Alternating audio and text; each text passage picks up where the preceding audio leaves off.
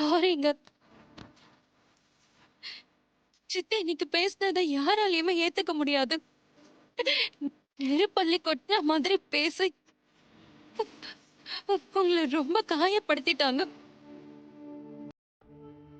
அது உங்களுக்கு எவ்வளவு பாதிச்சிருக்கும்னு என்னால புரிஞ்சுக்க முடியுதுங்க. உங்களுக்கு எப்படி ஆறுதல் சொல்றதுன்னே தெரியல. அவங்களுக்காக நான் உங்ககிட்ட மன்னிப்பு கேட்டுக்கிறேன். ஓ, சாரிங்க. நீ எதுக்கு ரோகிணி மன்னிப்பு கேட்குற? உங்க சித்தி இன்னைக்கு நேரத்தை அப்படி பேசுறாங்க, எப்பவும் பேசுறது தானே. ஆனா அவங்க பேசுற அளவுக்கு நானும் அப்படித்தானே இருந்துகிட்டு இருக்கேன். நான் ஏதாவது வேலைக்கு போய் 4 காசு சம்பாரிச்சிருந்தா அவங்க முன்னாடி அசிங்கப்படாம இருந்திருக்கலாம்ல. ஏங்க ஏங்க இப்படி எல்லாம் பேசுறீங்க? உண்மைதான் ரோக. சம்பாத்தியங்கிறது புருஷ லட்சணம் சொல்லுவாங்க. அதை நான் செய்யாம விட்டதுனால தானே எனக்கு இவ்வளவு அவமானம். உங்க அம்மா சொன்னதுக்காக நான் இப்படி இருந்திருக்க கூடாது. என்னால நீயும் சேர்ந்து பாதிக்கப்பட்டல. ஏங்க இப்படி எல்லாம் பேசுறீங்க? உங்களை இப்படி பார்க்கவே எனக்கு ரொம்ப கஷ்டமா இருக்கு. எப்பவுமே கலகலப்பா இருக்கிற மனுஷன் நீங்க. இப்படி இடிஞ்சு போய் உட்கார்ந்து இருக்கிறத பார்க்க முடியலங்க. இல்ல ரோகிணி, நான் நார்மலா தான் இருக்கேன். நான் இப்படி விளையாட்டு போக்காவே இருந்திருக்க கூடாது. எனக்குன்னு ஒரு குடும்பம் ஆனதுக்கு அப்புறம் நானும் கொஞ்சம் பொறுப்பா இருந்திருக்கணும். சொல்ல போனா இங்க எனக்கு வசதியான வாழ்க்கை கிடைச்சதும் அதை பத்திலாம் யோசிக்காம இருந்துட்டேன். இன்னும் கொஞ்ச நாள் நமக்கு ஒரு குழந்தை பிறக்க போகுது. அந்த குழந்தைய நல்லபடியா வளர்க்கணும், படிக்க வைக்கணும், பெரிய ஆளா ஆக்கணும். அதுக்கும் மற்றவங்க கையை எதிர்பார்த்தன்னு வச்சுக்கையே, அது எனக்கு மட்டும் அசிங்கம் இல்லை, நம்ம குழந்தைய அசிங்கப்படுத்தா வளரும். நம்ம குழந்தைக்கு அந்த மாதிரி நிலைமை வரக்கூடாது ரோஹிணி. ஏங்க ஏங்க இப்படி மனசு போட்டு குழப்பிக்கிறீங்க? இப்படி எல்லாம் பேசி உங்களை நீங்களே வருத்திக்க வேண்டாம். கொஞ்சம் நிதானமா இருங்க. எல்லாம் சரியா போயிடும். மாப்பிள, நீங்க ரொம்ப வருத்தமா இருப்பீங்கன்னு தான் நான் பார்க்க வந்தேன்.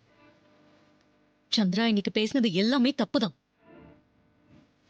என்னாலேயே அவ பேச்ச ஜீரணிக்க முடியல. உங்களால கண்டிப்பா அதை தாங்கிக்க முடியாதுன்னு எனக்கு தெரியும். அவ அப்படி பேசினதுக்காக நான் உங்ககிட்ட மன்னிப்பு கேட்டுக்கிறேன். சாரி மாப்பிள. அத்த, எதுக்காகத்த பெரிய வார்த்தை சொல்றீங்க? நீங்க எதுக்கு மன்னிப்பு கேட்டுட்டு அவங்க பேசுறதுக்கு நீங்க என்ன பண்ணுவீங்க? இல்ல மாப்பிள, அவ பேச்சால நீங்க மனசு உடைஞ்சு போயிருப்பீங்கன்னு எனக்கு தெரியும். நீங்க எனக்காக தான் இந்த வீட்டோட மாப்பிள்ளையா இருக்கிறதுக்கு சம்மதிச்சீங்கன்னு எனக்கு தெரியும். உங்களை கூப்பிட்டு வச்சு அவமானப்படுத்துற மாதிரி ஆயிடுச்சு. அவ ஏதோ எனக்கு நல்லது செய்யறதா நினைச்சு தப்பு தப்பா பேசிட்டான். இனி இப்படி ஒரு விஷயம் நடக்காம நான் பாத்துக்கிறேன். நீங்க எதையும் மனசுல வச்சுக்காம கவலைப்படாம இருங்க. நீங்க அந்த டிரைவரோட சேர்ந்து இருக்கிறது மட்டும்தான் எனக்கு கோவம். மத்தபடி எனக்கு உங்க மேல எந்த வருத்தமும் இல்ல. ரோஹிணி, மாப்பிள்ளைய கிட்ட இருந்து பாத்துக்கோ. ம். ம்.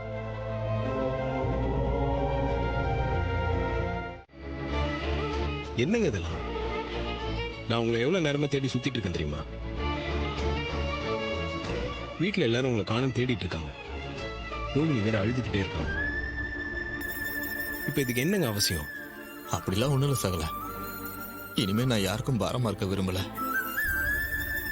பாரமா இருந்த வரைக்கும் போதும். இனிமே உழைச்சு வாழன்ற முடிவுக்கு வந்துட்டேன். சின்னத்தை பேசினதை வச்சு எப்படி ஒரு முடிவு எடுத்தீங்க?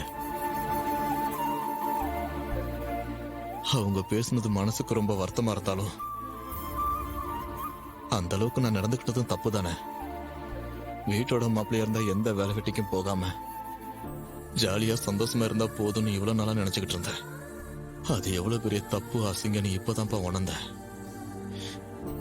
இனிமே அப்படி இருக்கக்கூடாதுன்னு தான் இந்த வேலைக்கு வந்தேன்.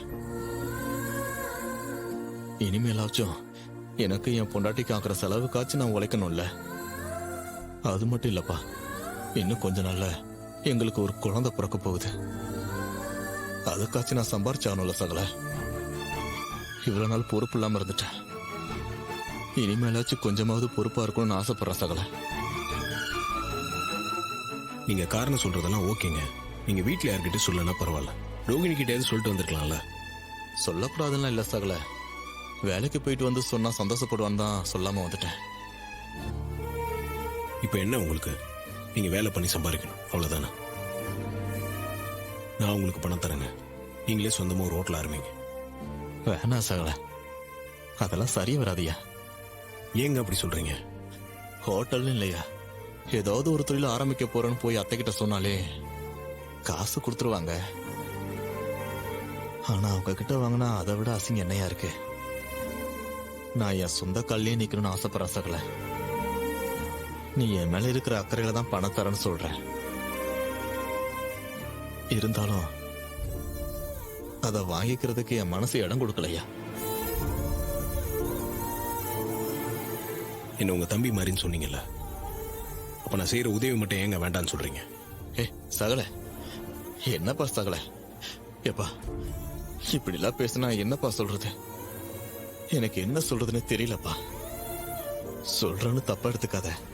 நான் அத்தைக்கிட்டயோ உங்ககிட்டயோ பணம் வாங்கி தொழில் பண்ணாலும் அதையும் சின்னத்தை அசிங்கமா தான் பேசுவாங்க. தப்பா எடுத்துக்காதப்பா. என்ன என் போக்கிலேயே விட்டுறேன். நான் அப்படியே தட்டு மாதிரி வந்துடுறேன்.